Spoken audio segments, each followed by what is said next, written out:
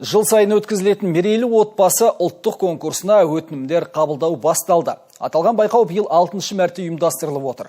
Ауданнан іріктеліп, қала мен республика деңгейінде бақ сынайтындар қазір алғашқы құжаттарын рәсімдеп жатыр.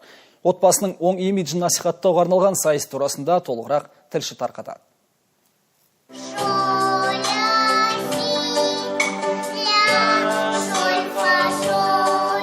Дәрібаевтар отбасы биыл таланты мен талабы қатар сыналатын байқауға қатыспақ. Ата жолымен 30 жыл көлемінде музыкадан алыстамаған өнерлі ансамбль мұндай байқаулардың адамгершілік құндылықтар мен тәрбие неке негізін насихаттауда берері мол дейді. Барлығымыз толығымен шығармашылық отбасымыз.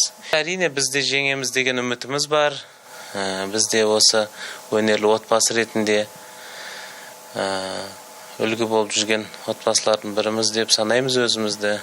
Сол үшін бізде енді әрине жеңіске деген үмітіміз мол. Бес бірдей бүлдіршіні де өнер әлеміне қанат қаққан отбасы алдағы байқауда топ жарамыз дегенге сенеді. Ал үлкендерден өнеге алған балдырғандар бүгінде біршама байқаулардың жүлдегер жеңімпаз атанып үлгерген.